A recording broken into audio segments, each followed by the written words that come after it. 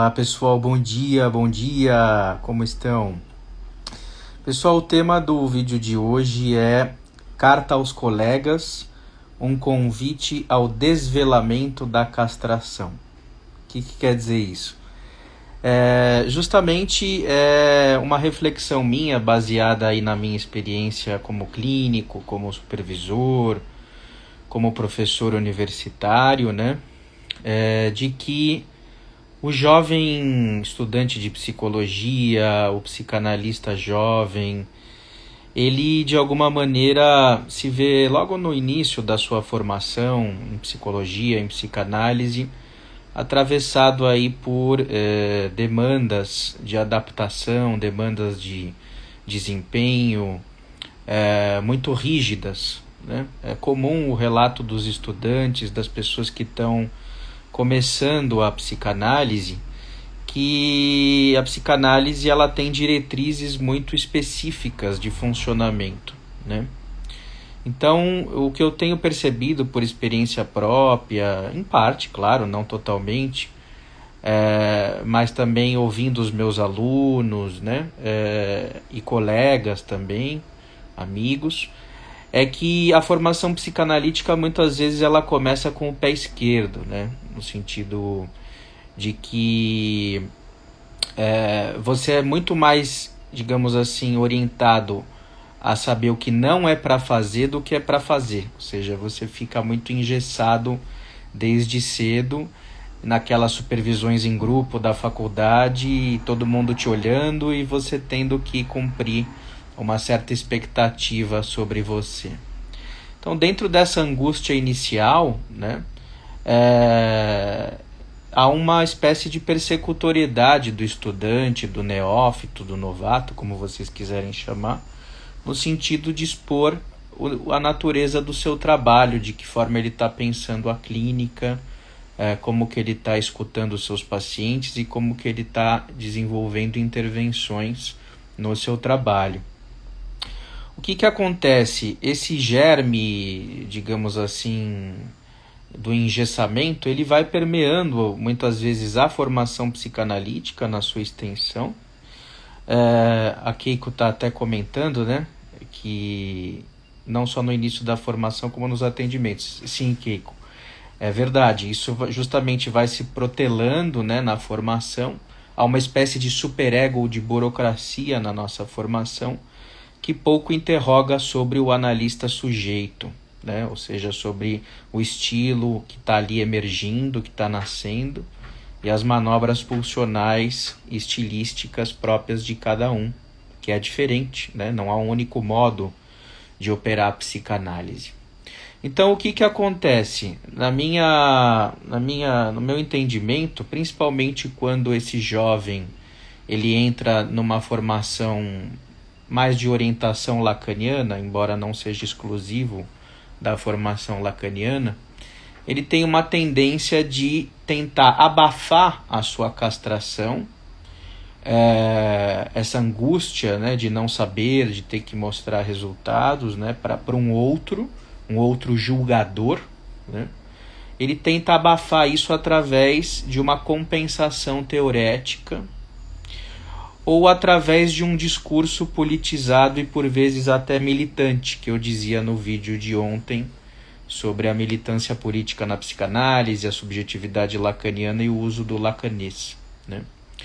Então, é muito comum o jovem hoje, potencializado inclusive nas redes sociais, que ele adote uma espécie de discurso homogêneo em prol do bem, né? Com pautas nobres, evidentemente, mas que ele, digamos assim, num efeito de massificação discursiva em prol de uma ideia de bem, aliado aí com os seus colegas, com os seus pares, ele vai defender esse bem através de uma bandeira superegóica como um imperativo.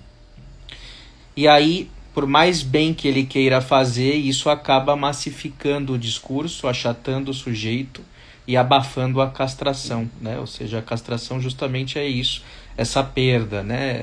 Essa questão de cada um poder existir e pensar a sua própria maneira, com a sua própria pulsionalidade. Então, o que a gente vê aí nos congressos de psicanálise, nos eventos, principalmente, mas não só os de orientação lacaniana?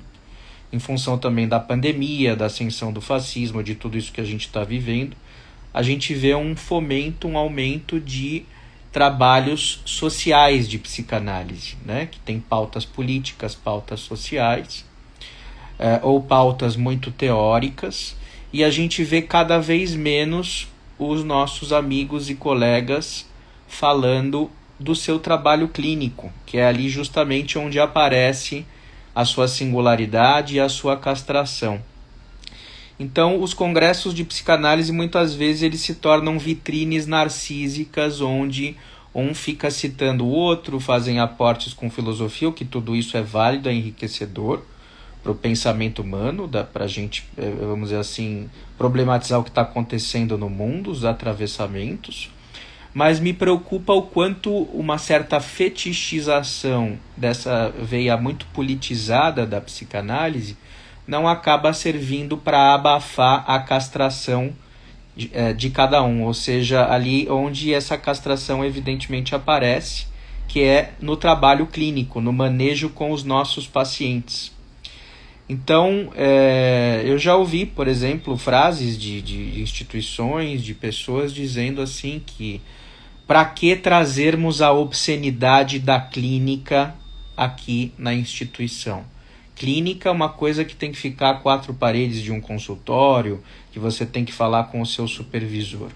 Mas é obsceno falarmos da clínica, no sentido de casos clínicos.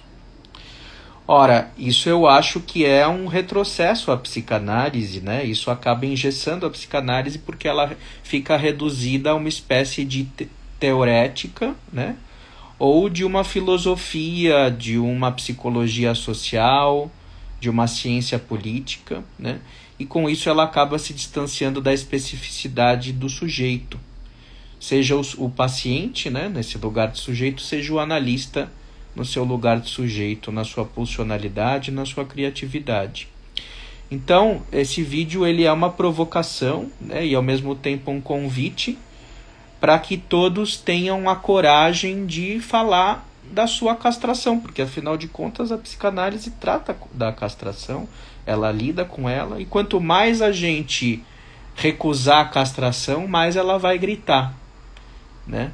Quanto mais ela for expulsa pela porta, mais ela volta pela janela, né? Então, é tampar o sol com a peneira a gente, digamos, fetichizar outras formas de psicanálise em detrimento da clínica. Eu acho que tem que ter tudo, tem que ter a análise do social, a ponte com a filosofia, com a literatura, com fenômenos sociais, né, que a gente vive. Tem que haver teoria, obviamente, mas nunca esquecer a origem da psicanálise, que é um método de tratamento do sofrimento humano. Então, muitas vezes a pessoa pode ter uma erudição, pode ter uma análise política muito refinada, mas a gente não tem a mais parca ideia de como ela trabalha com os pacientes dela. E eu acho que justamente essa é a essência da psicanálise, o trabalho clínico, né? Que é ali onde está o sujeito, a sua singularidade. Então, eu faço esse convite porque me parece que há um certo desequilíbrio na psicanálise contemporânea, principalmente da psicanálise lacaniana, onde a gente quase não detecta mais casos clínicos, né? Então isso me incomoda, isso transforma a psicanálise numa espécie de saber fechado, onde as ideias estão, digamos assim, perfiladas aí num campo homogêneo, relativamente homogêneo, né? Então, é isso aí, pessoal. Fica o convite, vamos deixar a castração aparecer, não tenhamos medo, né? E é assim que a psicanálise se enriquece, com o compartilhamento do trabalho clínico de cada um. Vamos tentar se desvencilhar das burocracias, do julgamento superegóico das pessoas, que de fato existe, né? Mas também serve como uma forma de evitar lidar com a própria castração, né? Então é isso aí. Até o próximo vídeo e um grande abraço. Bom dia.